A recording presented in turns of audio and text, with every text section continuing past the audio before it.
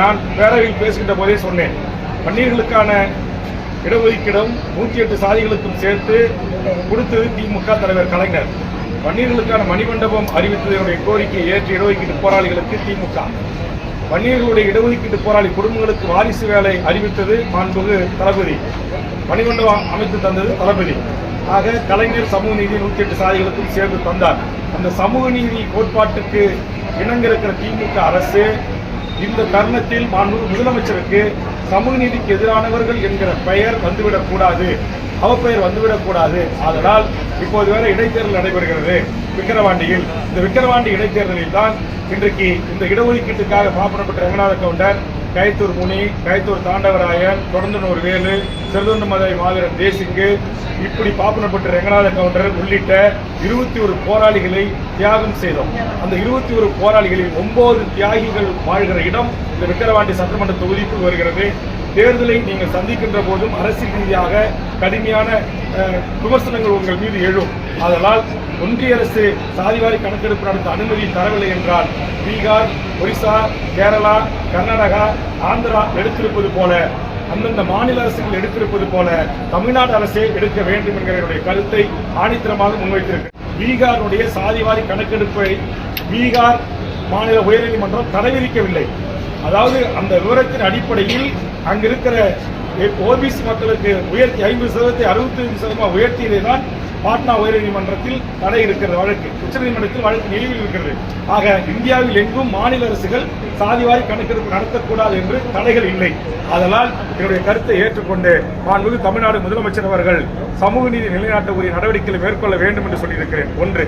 இரண்டாவது, இந்த 10.5% இடஒதுக்கீடு பிரச்சனையில் உச்சநீதிமன்றம் என்ன சொல்லியிருக்குது அப்படின்னா, 10.5% கேட்கிற வன்னியர்கள் மற்ற சமூகங்களை விட எந்த நிலையில் பின்தங்கி இருக்கிறார்கள், கல்வியில் பின்தங்கி இருக்கிறார்களா, பொருளாதாரத்தில் பின்தங்கி இருக்கிறார்களா, அரசு வேலைவாய்ப்பு துறைகளில் பின்தங்கி இருக்கிறார்களா என்ற தரவுகளை சேகரித்து கொண்டு வாருங்கள், நாங்கள் அனுமதிக்கிறோம் என்று சொல்லியிருக்கிறார்களே தவிர அது டிஸ்மிஸ் செய்யப்படவில்லை. ஆதலால் நான் அந்த தரவுகளையாவது நீங்கள் சாதிவாரி கணக்கெடுப்புக்காக சாதிவாரி கணக்கெடுப்பை எடுத்து அந்த தரவுகளின் அடிப்படையில் அல்லது உச்சநீதிமன்றத்தில் அப்படி ஒரு மனுவை தாக்கல் செய்து அந்த 10.5% ஒன்றிய அரசு அனுமதித்து நீங்கள் போராடி சாதிவாரி கணக்கெடுப்பு நடத்துகின்ற வரையில் அந்த மக்கள் இன்னைக்கு எம்பிபிஎஸ் சேர்றதுல, மருத்துவக் கல்லூரி உயர்கல்விக்கு போறதுல, விடுதிகளில் சேர்றதுல, வேலைக்கு சேர்றதுல எல்லா இடங்களிலும் அந்த மக்களுக்கு 10.5% அல்லது 20% இடஒதுக்கீடு 108 சாதிகளுக்கு என்கிற மிகப்பெரிய குழப்பம் இருக்கு. அந்த குழப்பத்தை கிளியர் செய்ய வேண்டிய பொறுப்பு நம்முடைய தமிழ்நாடு அரசுக்கு இருக்கிறது, மாண்புமிகு முதலமைச்சருக்கு இருக்கிறது. ஆக இதையெல்லாம் நான் விவரமாக மாண்புமிகு முதலமைச்சருக்கு பேரவையில் கவனத்தை ஈர்த்து கொண்டு வந்திருக்கிறேன். அதனால் எனது பத்திரிகை ஊடக நண்பர்கள் இந்த இடஒதுக்கீடு விடயத்தில் முழுமையாக சட்டமன்றத்தில் என்னுடைய கருத்துக்கள் என்ன பேசியிருக்கிறேன் என்பதை அவை குறிப்பிலிருந்து எடுத்து அதனூடாக சில செய்திகளை வெளியிடுமாறு உங்களை அன்போடு கேட்டுக்கொள்கிறேன். சில செய்திகள் நான் பேசுவதற்கும் இங்கே சொல்வதற்கும் இதுல கொஞ்சம் அதுல கொஞ்சம் வெளியிட்டுறாங்க. அதனால அது எனக்கு சில கேள்விகள் எழுது. அதனால பத்திரிகை ஊடக நண்பர்களை கைகூப்பி கேட்டுக்கொள்கிறேன். தயவு செய்து இது போன்ற இடஒதுக்கீடு உள்ளிட்ட ஒரு சமூக நீதி பிரச்சனையில் முழுமையான செய்திகளை வெளியிட்டு நாட்டு மக்களுக்கு இந்த சமூக நீதி எதனால் வழங்கப்பட வேண்டும், ஏன் மறுக்கப்படுகிறது, ஏன் ஆதிக்க சாதிகளால் நமக்கு இந்த உரிமை மறுக்கப்படுகிறது. இன்னைக்கு உயர்நீதிமன்றத்தில் எத்தனை நீதிபதி இருக்காங்க, எம்பிசி நீதிபதி எத்தனை பேர் இருக்காங்க, ஓபிசி நீதிபதி எத்தனை பேர் இருக்காங்க, எஸ்சி நீதிபதி எத்தனை பேர் இருக்காங்க. இந்திய நாட்டுடைய பாராளுமன்ற சகரத்தில் ஓபிசியில் ஒருத்தவங்க, எஸ்சியில் ஒருத்தவங்க தான் இருக்காங்க. துறையினுடைய செயலாளர்கள் 172 பேர்ல 170 பேர் ஒரே சமூகம் அல்லது முன்னேறி எஃப்சி கம்யூனிட்டியில் இருக்கிறாங்க. ஆக சாதிவாரி கணக்கெடுப்பு நடத்தினால்தான் அனைத்து சமூகங்களுக்கும் இந்தியா முழுக்க சமூக நீதி கிடைக்கும்.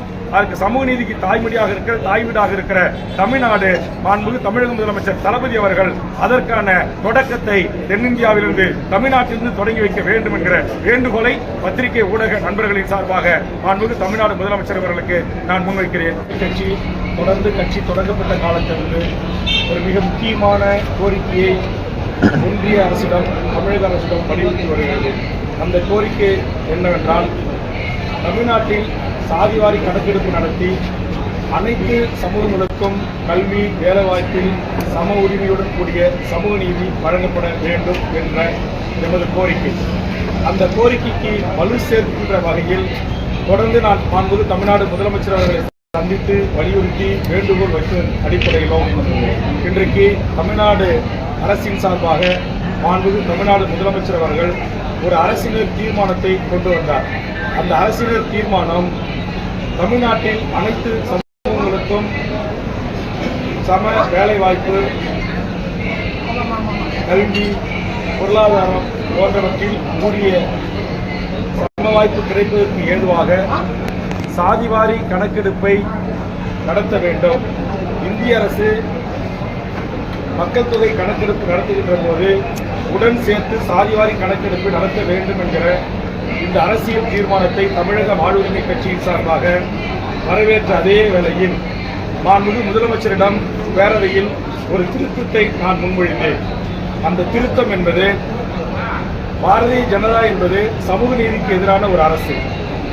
அந்த சமூக நீதிக்கு எதிரான அரசுதான் தமிழ்நாட்டில் நீட்டுக்காக நாம் இயற்றிய சட்டமன்ற தீர்மானம், கட்சித்தீவுக்காக நாம் நிறைவேற்றிய தீர்மானம், சிஏ என்ஆர்சிக்காக நாம் இயற்றிய தீர்மானம், தமிழ் ஈழத்தில் நடந்த இனப்படுகொலைக்கு எதிராக நாம் இயற்றிய தீர்மானம், முல்லைப் பெரியார் பாலாறு காவேரி பிரச்சனைகளுக்காக நாம் தொடர்ந்து இயற்றுகிற தீர்மானங்கள், இதை அனைத்தையும் தூக்கி குப்பை தொட்டியில் வீசுகிற ஒன்றிய அரசிடம் இந்த தீர்மானத்தை நாம் அனுப்பி வைத்தால் கண்டிப்பாக அவர்கள் இதையும் தூக்கி குப்பை தொட்டியில் தான் வீசுவார்கள். ஆதலால் தமிழ்நாடு அரசு மாண்புமிகு முதலமைச்சர் ஏற்கனவே சாதிவாரி கணக்கெடுப்பு நடத்த கடிதம் எழுதியிருக்கும் இதுவரையிலும் பதில் இல்லை. ஆக இந்த சூழலில் மீண்டும் இந்த தீர்மானத்தை அவர்கள் மதிக்கப் போவதில்லை. காரணம், அவர் சமூக நீதி கோட்பாட்டுக்கு எதிரானவர்கள். மாண்புமிகு தமிழ்நாடு முதலமைச்சர் தளபதி அவர்களின் திராவிட இயக்க கோட்பாடு லட்சியங்களுக்கு எதிரானவர்கள். ஆக அவர்களிடத்தில் நாம் சமூக நீதி எதிர்பார்க்க முடியாது.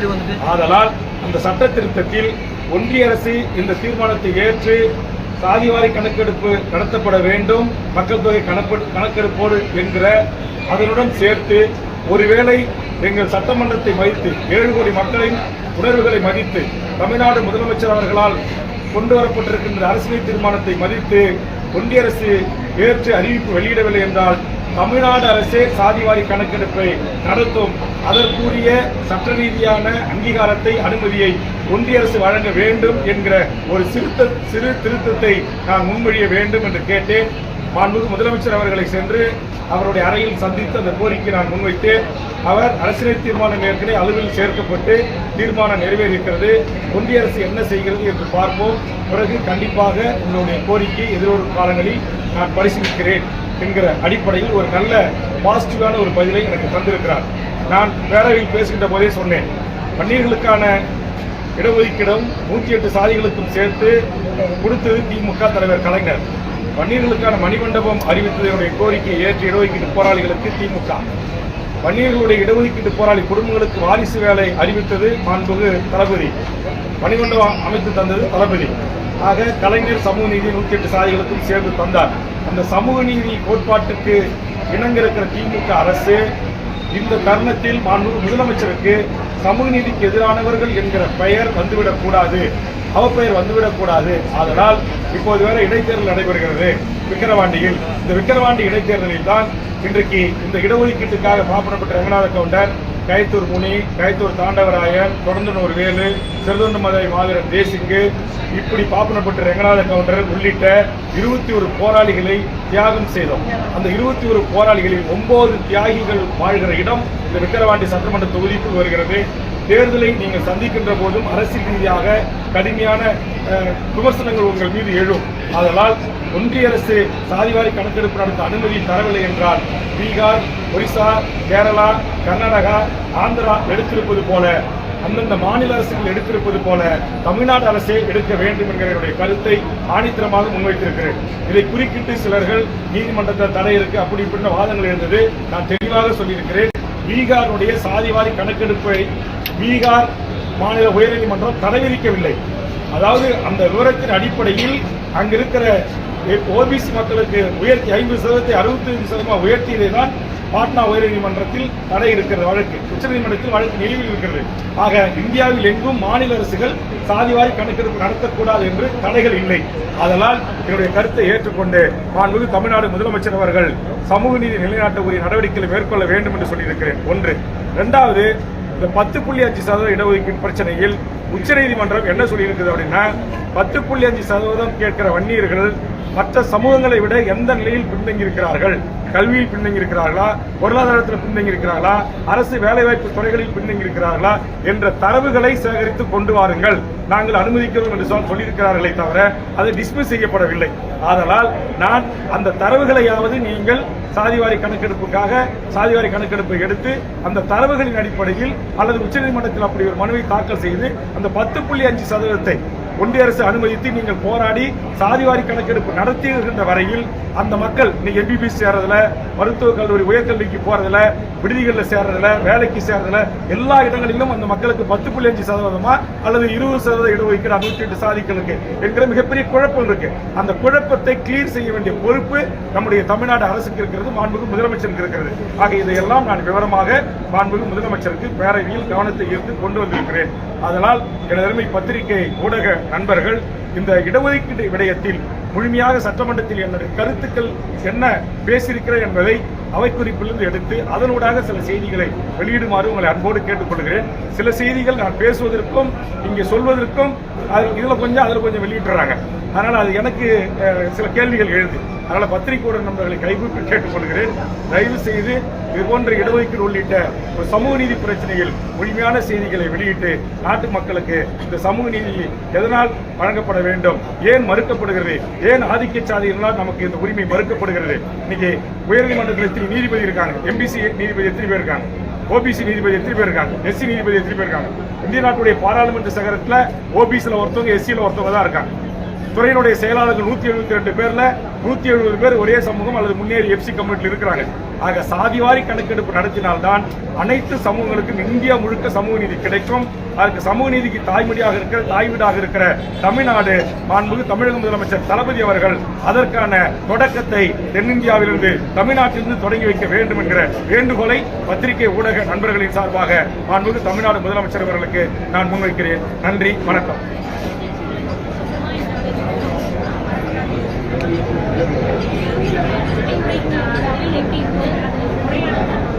இல்ல, அதாவது எதிர்கட்சிகள் அவர்களுக்கான அற்புதமான வாய்ப்பை பயன்படுத்தி இருக்கணும் என்பதுதான் என்னுடைய கருத்து.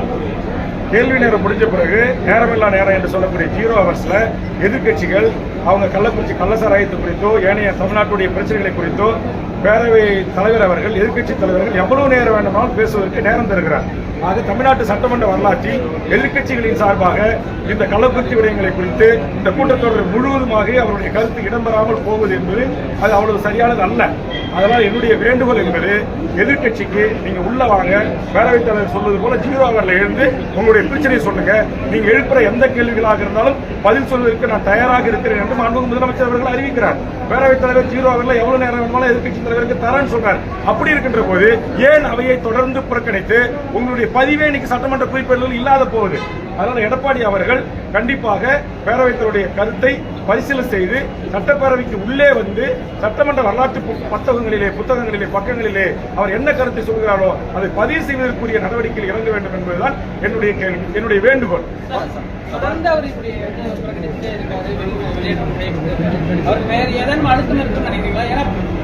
இல்ல, நான் தான் சொல்லிட்டு ஒரு எதிர்கட்சின்னா அவருக்கே தெரியும் நேரமில்லா நேரத்தில் மட்டும்தான் அந்த 0 ஹவர்ஸ்ல எழுந்து யார் வேணுமாலும் எந்த பிரச்சனை வேணுமாலும் அதிமுக்கியத்துவம் அந்த பிரச்சனையை எழுப்பலாம். ஆனா அவரு ஏற்கனவே நிர்ணயிக்கப்பட்ட அஜெண்டாவில் கேள்வி நேரத்தையே நீங்க ரத்து பண்ணணும் அப்படின்னு சொல்றது அது அரிதிலும் அரிதாக நடக்கக்கூடிய ஒன்று. அதை டெய்லி அதே முன்வைக்கிறது என்பது நானும் ஒரு 2001 சட்டப்பேரவையில் பணியாற்றி இருக்கிறேன். அது வாய்ப்பு கொடுக்கலாம் அப்படின்னாக்க கூட நம்ம அப்படி ஒரு பிரச்சனையை முன்வைக்கலாம். ஆனா பேரவைத் தலைவர் சொல்றாரு, முதலமைச்சரே சொல்றாரு, நீங்க நேற்றுக்கு வாய்ப்பு கொடுத்தாரு, கூட்டத்தொடர் முழுக்க வேண்டாம், அவங்களை கூப்பிடுங்க, உள்ள வர சொல்லுங்க, பிரதான எதிர்கட்சி இருந்தாலும் மானிய கோரிக்கை நிறைவேற்றும் போது விவாதங்கள் இருக்கும், சட்டமன்றமா இருக்கும்னு முதலமைச்சரே ஆள் விட்டு கூப்பிடுறாரு. அப்பயும் அவங்க வர மறுக்கிறாங்க. அதனால இதை தாண்டி அதிமுக எடுக்கிற அரசியல் நிலைப்பாடுகள் அல்லது அரசியல் முடிவுகள் என்பது என்ன என்று தெரியவில்லை எனக்கு. 60க்கும் மேற்பட்ட நபர்கள் உயிரிழந்திருக்கிறாங்க. இதை விட வேற என்ன பெரிய பிரச்சனைக்கு வாதிக்க இருக்கிறது? எதிர்கட்சி இல்லையா, இதை விட வேற பிரச்சனை இல்லை அப்படின்னு